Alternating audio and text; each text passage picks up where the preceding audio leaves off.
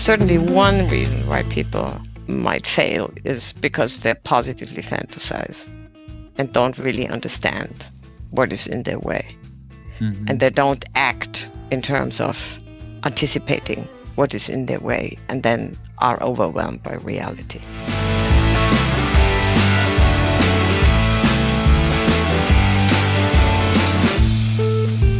Welcome and welcome back. Hi, Florian. How are you doing? Hi, Mario. Doing well as always. So, Florian, today is another question for you, not a food question, but I need to ask you, do you use any tool or psychological trick to motivate yourself? Oh, that's a tough question. Can I answer that question when we are done with that podcast? Maybe yes, I come back to that at the end. But I have one tool just to give that answer, because I'm very old fashioned. I still use a pen and a book, and I write a lot of things down and make to do and checklists there and scratch it out. I don't know if that is the right way to do it, but this is. We're gonna ask that for. We definitely can improve that. So today we have a very, very special guest. Florian and I decided to have every now and then someone much smarter than us to give us an academic context of our learnings, which we achieve to talk to successful entrepreneurs. And today we have with us Dr. Gabriele Oettingen. She's a professor of psychology at the University in New York and in Hamburg. And her research focuses on how people think about the future and how this impacts cognition, emotion, and behavior. She's the inventor of WOOP, and we're going to learn what that is. And she's the author of the best-selling book, Rethinking Positive Thinking. Welcome, Dr. Oettingen. Thank you for having me. This is really fun. So, what's wrong with positive thinking? Nothing. So why you write a book saying rethinking positive thinking? So why do we need to rethink positive thinking? There must be something wrong if we have to rethink it. Well, it's always good to have a differentiated view on topics. And positive thinking is wonderful if you want to improve your mood. So if you want to improve your mood, you can think positively about the future and imagine how things work out really well. In these positive fantasies and daydreams, you can also understand the possibilities of the future. All good. But if you want to implement these possibilities, then these positive fantasies and daydreams are a little problem. You once said in an interview that they can even be counterproductive. Yeah, they are counterproductive. Why? Why is that? So the more positively people fantasize about, for example, losing weight, easily sliding into work life, getting good grades, getting together with a person they have a crush on, recovering after hip replacement surgery, future in general, the less success they have, the less weight they lose, the less money they earn 2 years later, the less good grades they get, the less likely it is that they actually get together with the crushee. So why is that? Why is that? That's what we asked ourselves too after we got all these data. And we did experimental work where we induced positive daydreams and fantasies about the future. For example, the next week going really fantastically, versus questioning fantasies or negative fantasies or irrelevant fantasies or no fantasies or factual thoughts. And what we find is that people feel already accomplished. And what do you do if you feel accomplished? You relax.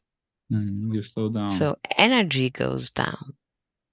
And you can measure that by reduced systolic blood pressure. Or you can ask people, how much energy do you feel with respect to implementing your wishes? And they report less energy than in the control groups, the negative fantasy or the questioning fantasy, factual thought groups. And these reduced energy then predicts lower effort and lower success. So that means even the negative thinking people could be more successful in implementing than the positive ones? Right. So then the question is, why don't we only think negative? Shall we just sort of switch now from positive thinking to negative thinking? Let's do that, no? No, that doesn't work either. So we cannot throw away these positive fantasies and daydreams because they have a good function. Now, in order to investigate that function, we thought we want to know where they come from. And we did more experiments. And in these experiments, for example, we asked people to come to the lab, but beforehand, we asked them, please don't drink any water, no liquids, 4 hours before coming to the lab. Mm-hmm. So they came and were pretty thirsty.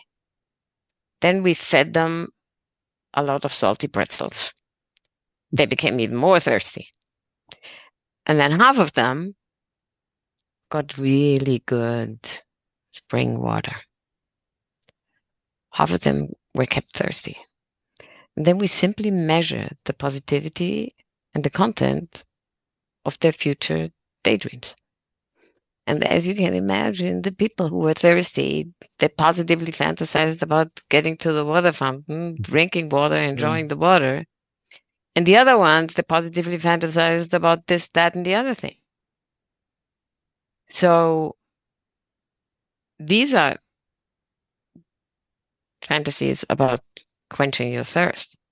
But you can do the same experiments with respect to needs, meaning what you don't have, that are psychological. So if you deprive, for example, people of meaning, they positively fantasize about getting a more meaningful job. If you deprive people of interpersonal relationships, think about the pandemic. Then people positively fantasize about getting together with their friends and family. Mm-hmm. So these positive fantasies and daydreams, they come from our needs, from that what we don't have. And therefore they are really important. Mm-hmm. They give action the direction.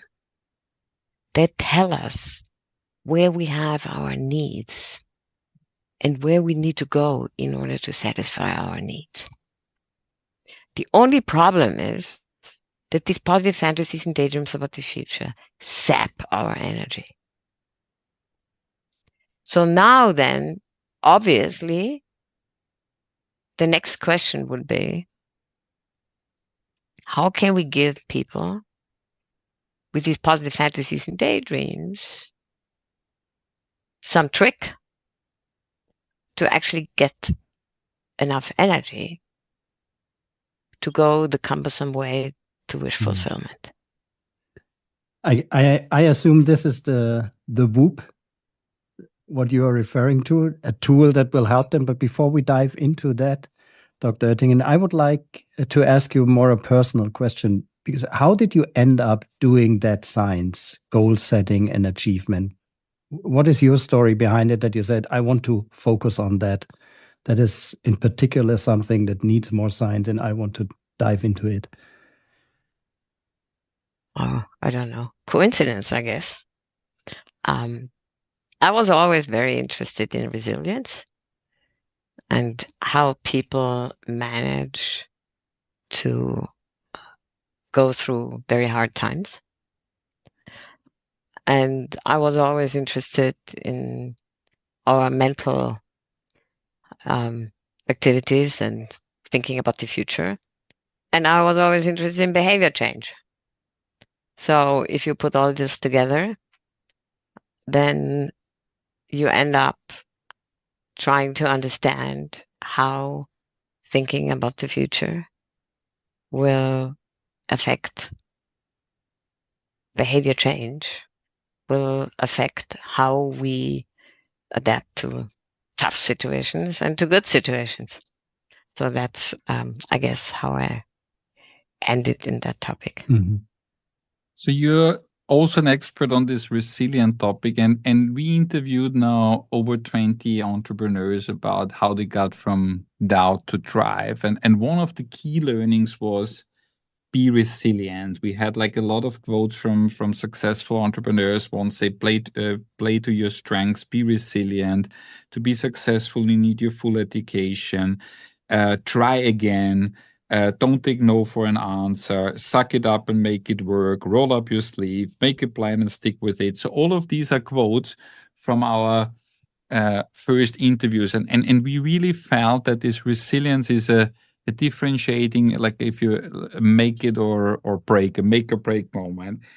And why is it you think that one part of let's say a very big focus group of entrepreneurs out there give up, and why others don't? And the ones who fight through, they are the ones who are successful? Because we almost with every entrepreneur we talk, nobody has a story of just like from 0 to 100 and there's no up and downs. You always have these up and downs, and always needs this resilience, which seems to be this core strength of a successful entrepreneurs.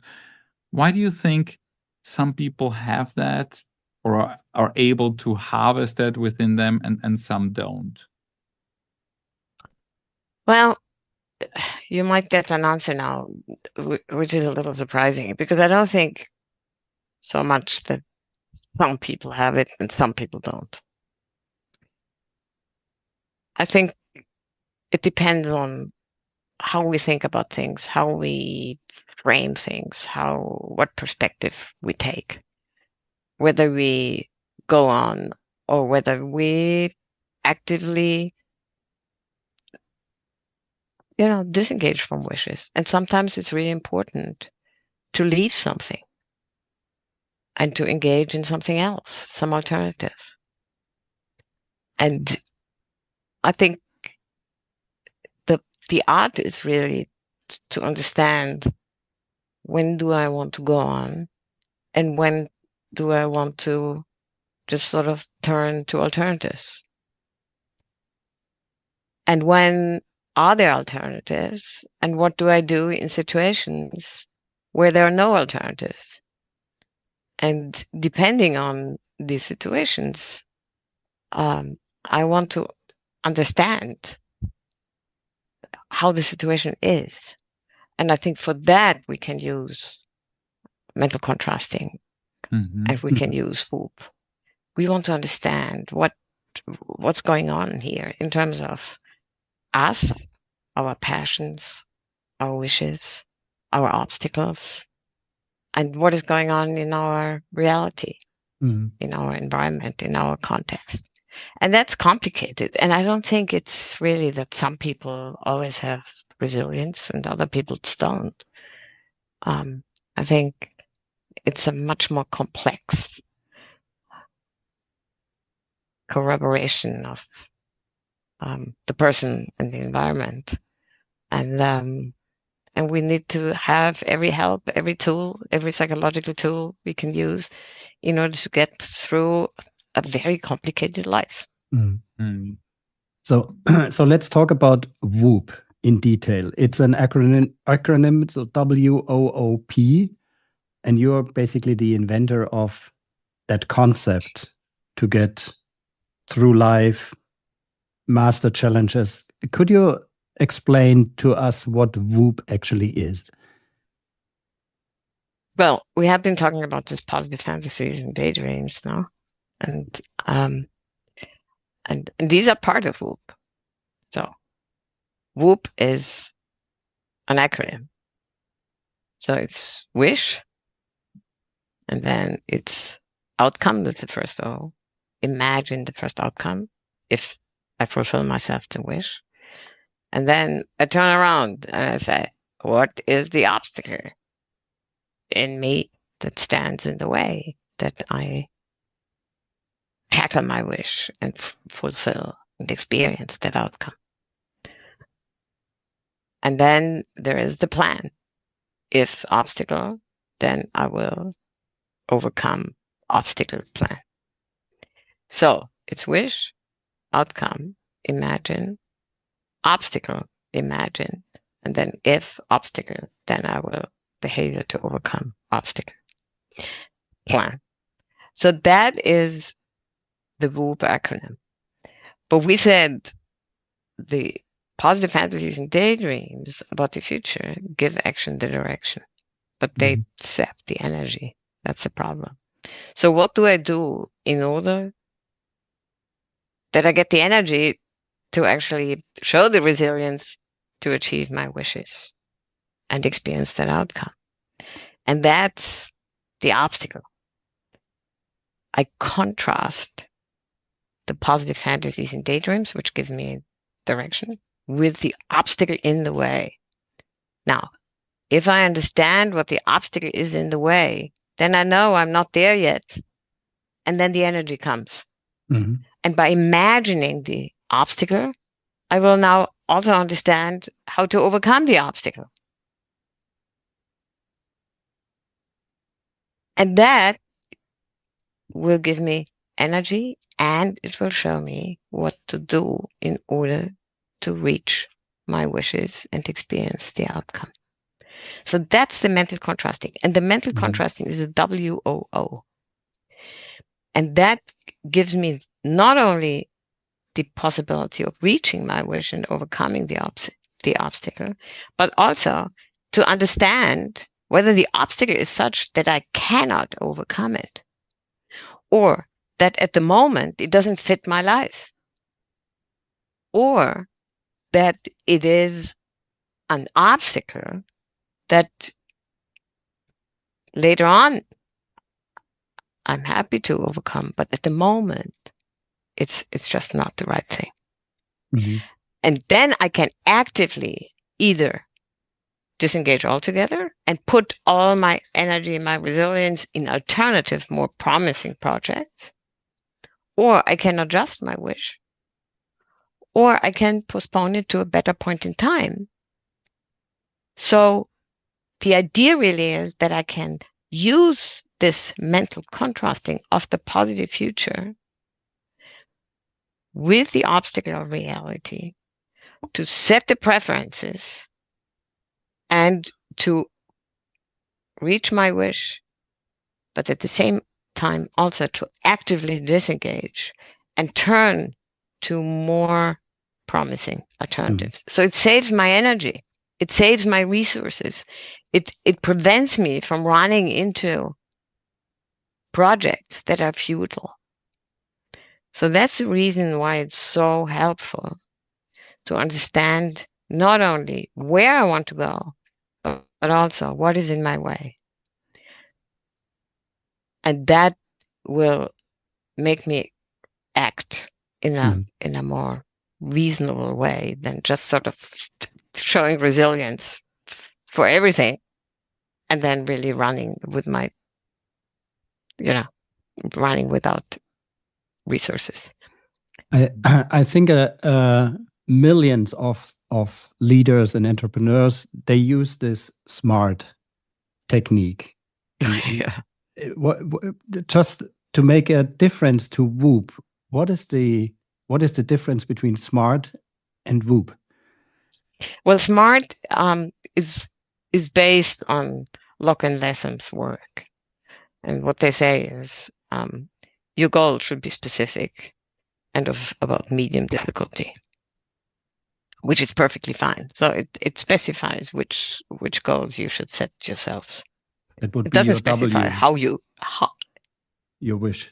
That would be your wish in your concept. Exactly. Yeah. Exactly. It's the content of the wish, and they invented that for industrial psychology. And it's very clear that if you say you should read 10 pages, then people more likely read 10 pages rather than when you say do your best in terms of reading. So that's there are lots of data on that. That the content of the goal makes a difference. Now, that has been reframed in the SMART terminology in very different ways. And there are tons of different interpretations of SMART. But it's widely different from WOOP and from mental contrasting. First of all, we have been showing, for example, that in mental contrasting, people kind of find much more autonomous wishes than in SMART. But that's only, you have more autonomy when you do WOOP or when you do mental contrasting. But it's also very different in terms of mechanisms. So first of all, you find something where you really have passion for. That's the first step of WOOP. It's not something medium difficulty specific.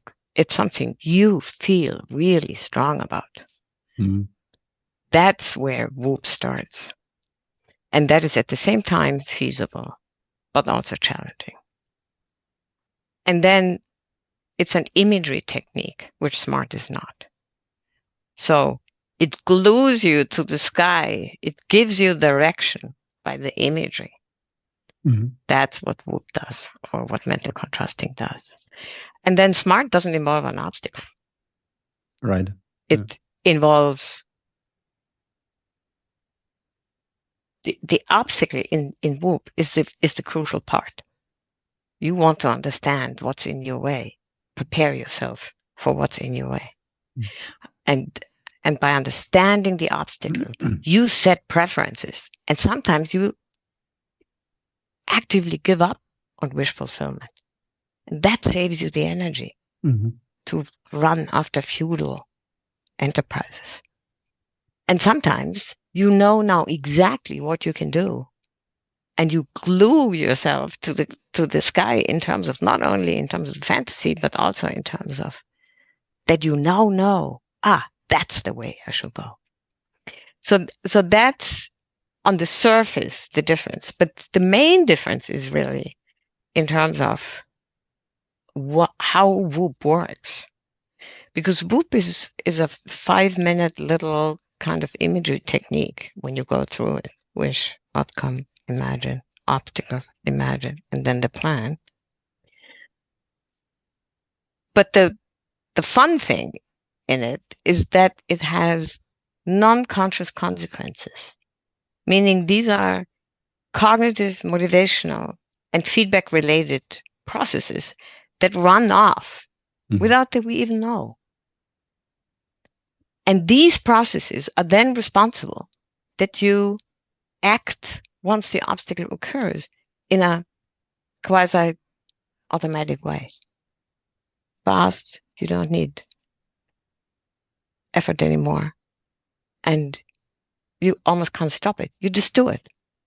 And these non-conscious processes, they are well researched, and they help us to act in these situations which are so difficult for us.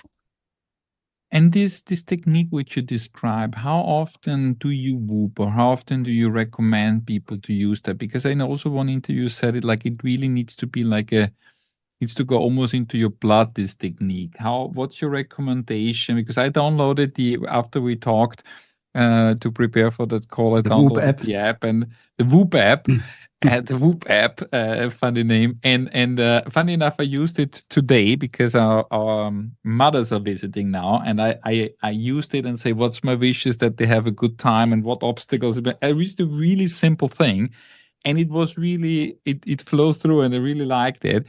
And I tried to use it in a more complex theme, but then I didn't have a complex problem at the moment, or a complex wish, but it worked for me. But what's your recommendation that is not just like a funny gimmick you try once, but it's really ingrained in your own psychological setup to overcome obstacles? What's your recommendation? How often you WOOP?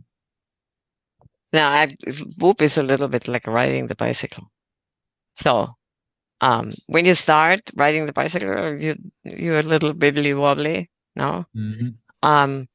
But then when you practice riding the bicycle, you get you get more solid in riding the bicycle, and you can ride wherever you want. And with WOOP, it's the same thing. At the beginning, you might be a little unsure. Things might feel a little strange, or that. The more you practice, the more WOOP expert you get, the easier it is, and you can also then use it in stressful times. And you can use it when there is, just ad hoc. If something difficult turns up, you can use it. So I would say, use it every day. Make it a habit. Structure your day with a little WOOP in the morning. So when you make your coffee, make a little WOOP every day after the coffee and say, what is my wish for today? What is it that I really want today?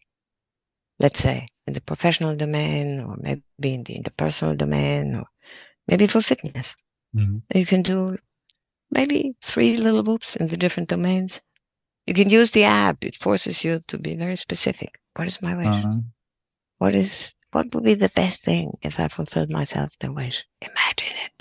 WOOP in the morning. We definitely will copy all the links and downloads in the show notes. I want to come to another topic. One of my core topic in all the interviews is the topic of Schwellenangst, because what I try to do is to transfer this topic to the, let's say, business context. The business context of Schwellenangst, of this fear of threshold and borders. And when I read listened to some interviews yesterday, you said it's like the difference between a dreamer and a doer. Is the Schwellenangst maybe something what differentiates the dreamer from the doer, that the ones who step over the Schwelle and take the risk and go in are the doers, and the dreamers are the ones who stop on the other side of that Schwellen, of the threshold, and just dream about becoming an entrepreneur or opening a company? Is it as simple as that? This maybe the Schwellenangst differentiates the dreamers from the doers? Really, just talking personally, I would have never written the book or done the website or done the WOOP app without WOOP, ever. And, I would have never gone out of my comfort zone, because it's much more,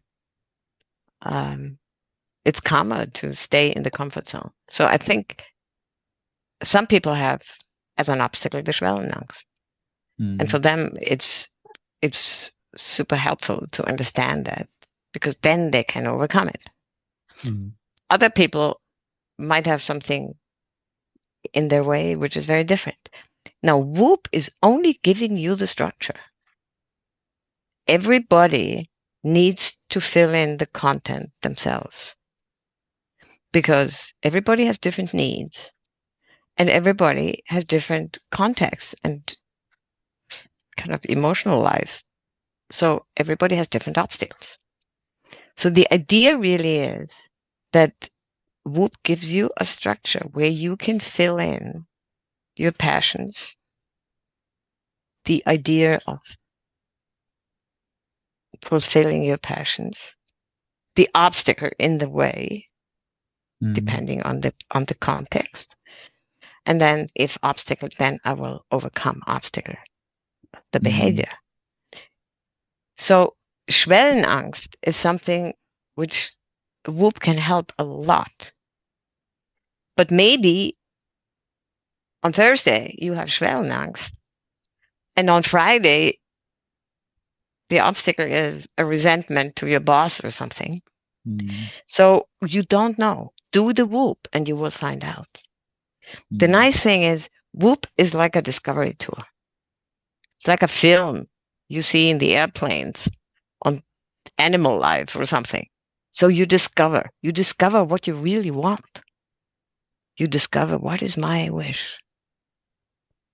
How would I feel if I fulfilled myself that wish? And you discover what is in your way. And very often, these obstacles not only impede the fulfilling of that wish, but also of other wishes. So sometimes people don't understand the obstacle until they do the WOOP. They have this obstacle for years, but they never face it. By looking the obstacle in the eye, you understand the Schwellenangst, and you don't, just avoid it. You now understand it. And once you understand it, it's almost already conquered. Mm-hmm. So it is very important that you are honest to yourself in terms of the obstacle.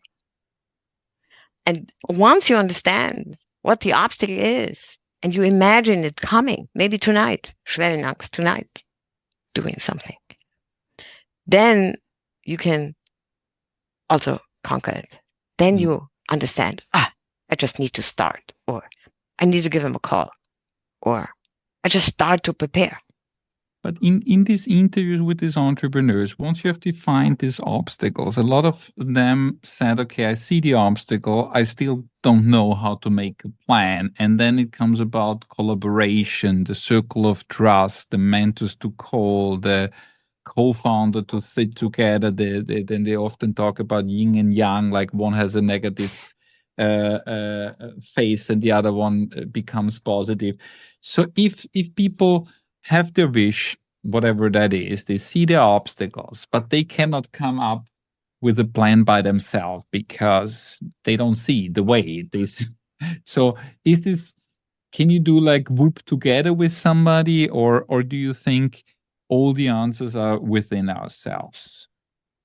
Well, it's sometimes very helpful if you have someone to lead you through who is actually keeping with you, so that you really look at the obstacle. Mm-hmm. Because very often we try to avoid really looking at the Schwellenangst. Mm-hmm. But if we say, no, when does the Schwellenangst come next? Tonight, tomorrow, the day after tomorrow? Then they imagine the Schwellenangst, and then very often they understand what they should do, namely just act in the situation on it. Just call the mentor, or start with the project, or get the information, and then it's getting so specific and so immediate that they then start acting. And once they started acting, they already are almost there. It's very often that it's the beginning which is so difficult, and especially for obstacles which we have avoided for years. But really look at it. And once you look at it, then you could say, well, I don't trust the guy. Okay, I don't trust the guy. But let me find out if my trust is justified, or my non-trust is justified or not. So how can I do that? I get more information. And by really understanding what the obstacle in yourself is, leave the excuses away. You will understand now also what to do. For example, with Schwellenangst, where is it justified and where is it not? Now we talked about like what happens when you overcome that, when you make a plan. If we now talk about this flip side of it, that you say, if you look at the people who fail with their plan in whatever form, in private or in this context, now in the business context as an entrepreneur or leader, if you look at your experience looking and observing people, what do you think are the key reasons why people fail in reaching their goals privately and business-wise? Is it just because they cannot see it or frame it, or is there anything more? What would be your observation why people fail in achieving their goals, besides what you already shared with us? Well, it's hard to say. You need to look individually. But certainly one reason why people might fail is because they positively fantasize and don't really understand what is in their way. And they don't act in terms of anticipating what is in their way and then are overwhelmed by reality. So they're not prepared. They're not prepared. Mm-hmm. They're not prepared because the reality will come. That's one thing. Or they just don't act because of these positive fantasies and daydreams and the energy that saps, which we were talking about before. But very often people are just not prepared. And they hang in these positive fantasies, which are nice for our mood, but are a big kind of temptation of just sort of avoiding the Schwellenangst and just sort of putting yourself in the positive, in the positive world. So that's one thing. Sometimes people fail because the reality is such. But then you do a WOOP and you will understand where alternatively you can engage yourself. So by doing WOOP, you will not only engage where it's more likely that you have success, but you will also disengage from these enterprises where it's very likely that it won't work. So you save a lot of energy. And some people might get overwhelmed by, burned out because they engage for everything. And then they have too much on their plate and they just can't cope with it. Or get too operational in their actions. But in order to understand what is going on, I think WOOP will help you. It doesn't guarantee success, but it will help you cope with the hardships and with the opportunities also. I mean, it will help you take opportunities that are in your bandwidth. We talk with a lot. Before I pass the last question to you, now I need to ask you, because after the last question we wrap up and then I forget. Now you said you're going to listen to this whole thing and then you will tell us the answer to the questions which I had at the beginning. What tool you're going to use? So does that resonate for you now, Florian? Will you adopt that? You downloaded the app. You're now engaged. I downloaded the app and I will use it and I will try to use it, but because it sounds pretty much logic to me that this will work out. Because what I learned is that this positive thinking from the beginning obviously can make you lazy in a way, and seeing and reflecting the obstacle gives you energy. And this is actually, it's a very interesting concept. And in the context of our podcast, it's an even more interesting concept because we talk so much about doubt with the entrepreneurs here. And I was wondering, if I'm in doubt, I see the obstacle. But if I want to apply WOOP as a concept in that situation, I can imagine that it's pretty hard to define the wish in a situation of doubt. How could I, as an entrepreneur, how could I manage to overcome that doubt if I do not even see the wish in this specific moment anymore? Because I'm torn apart. Well, the doubt is not taking your wish away. But it clouds the view.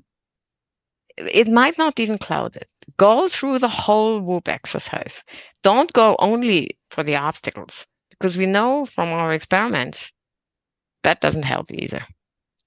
So just looking at the positive future makes you lazy. Just looking at the obstacles doesn't make you active either. Right. What you need is to have these two elements, the future and the obstacle, together and in that order. So we did a lot of experiments where we switched the O's. If you switch the O's, nothing is happening. So you need to first throw the ball in the sky. And doubts don't hinder you, because these positive fantasies and daydreams, they come from your needs. So that's not a problem. But WOOP will help you to understand whether the doubts are justified or not. So when you say, my wish is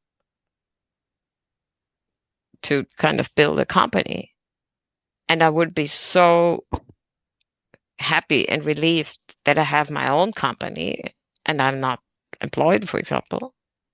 So what stands in the way is that I have self-doubt. And then you imagine the self-doubts with how they creep in. Mm. And then you say, okay, how can I overcome the self-doubt? Well, let me try it. I will never know if I don't try it. Right. So then you can, if the self-doubts arise, then I call my companion and say, no, now we'll go and we'll, do the first steps of the company. So the doubts are not the problem. The doubts need to be looked at. Mm-hmm. Not looking at the doubts and running away. That's the problem. Yeah. But right. Experiencing these doubts and understanding what is actually what you can do to overcome them. Mm-hmm. That's the point. Now, if these doubts are such that you say, okay, I can't feed my 4 children if I, give up my job, then you might say, well, it might be more important to feed my 4 children, but then you can, with good conscience, say maybe to found the company right now might not be a good idea, but once they earn their own money, then we'll go for it. These are stupid examples, but that's the idea. The idea is you look at your doubt in the context of your passionate wish, and then you will understand what you can do in order to really go and try to fulfill your wish. I think we all promised not too much at the beginning, because it was really a different kind of episode and also kind of an experiment for us, Dr. Oettingen, when we approached you, because we had the feeling that every now and then we need a context episode to put all these learnings in with another spotlight, and I'm really thankful that you took the time and came along with us on that experiment in for us in a different field, and share the WOOP on how that could help. And I think for us, especially the last 5 minutes, because as Florian said, we talk so much about doubts and drive, and I really think that's a different way to look at it, that doubts are not the problem, but not looking at them are the problem, and looking in them in the context of the wish. I think that will give us a lot of new questions and filters and perspectives for the next interview partners we're going to have in our standard form. Thank you so much for taking the time with us and coming on that journey. Thank you. No, it was fun, and thank you for having me.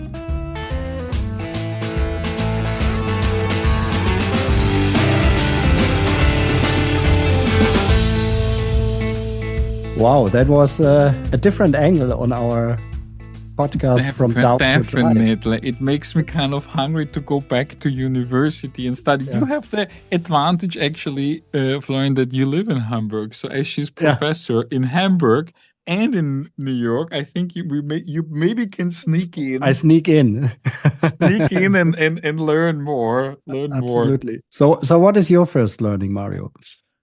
I think the learning or the surprise is really that the purely positive thinking sap our energy, or can sap the energy. And I think it was very surprising when I read up to that interview, and also now when she said it, that if you purely positive think, that the ratios of failures are that high, like in terms of, she gave the example of getting together with somebody you love, or losing weight, or work-life balance.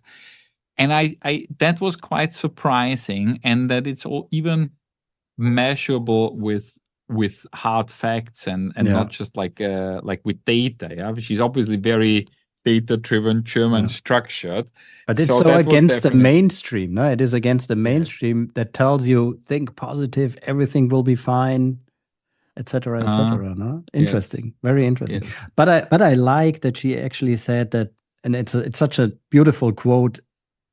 On the contrary, so to speak, is that she said daydreams about the future are important because there is a positivity in the future. It's not just laziness and sapping energy. Yes, definitely.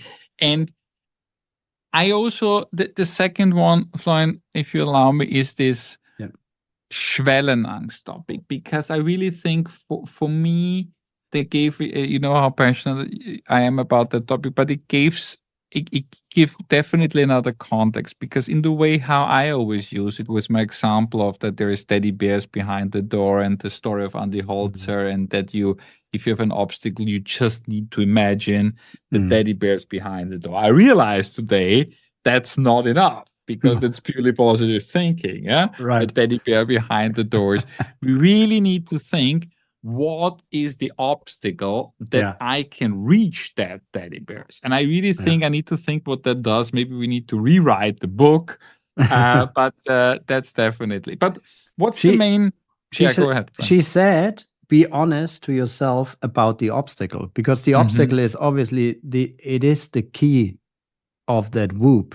It's the key of the WOOP concept that you actually you by facing the obstacle, by facing the roadblocks, you get the energy and you get the sight how it could be done.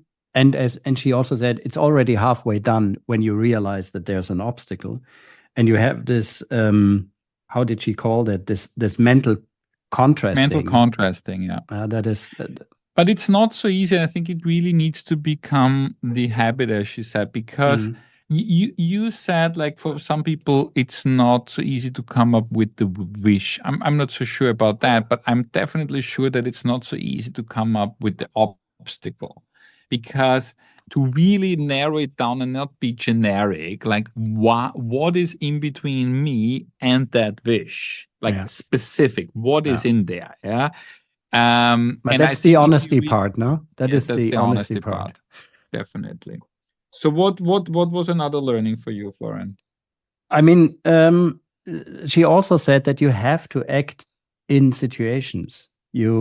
Because that gives you specific. She said it gets you specific and immediate. You have to still have to act according to your plan, and that's the P in the poop in the WOOP. The P in the poop, the P in the WOOP. Definitely, Clive would like to hear that, because when we interviewed Clive Schlee, he said you have to act. Yeah. That's also what she said.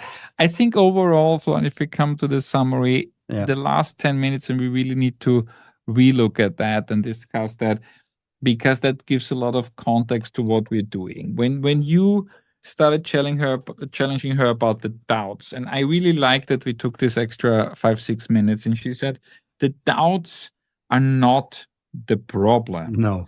Not looking at the doubts are the problem. Yeah. That's a really different nuance. And then she also said you need to look at the wish in the context of the doubt. Yeah.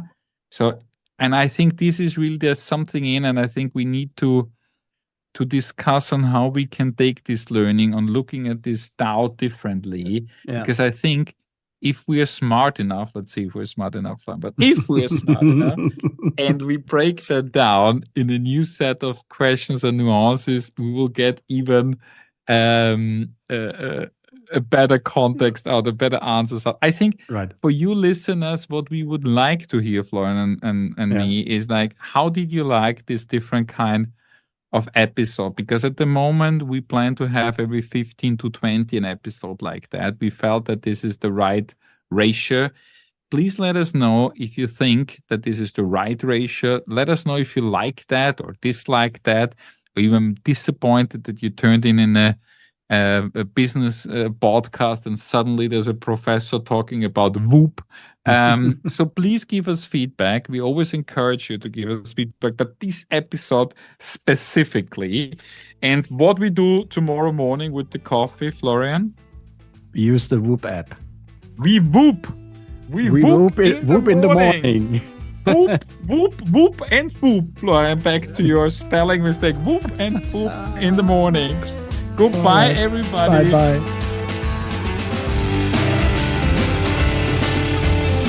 Wow.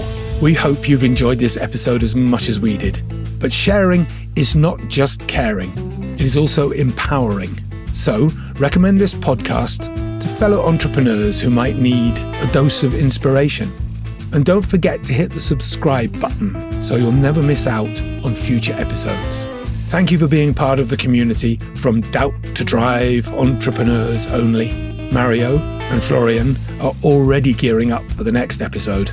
Until then, stay tuned, stay driven, and we'll be back next week.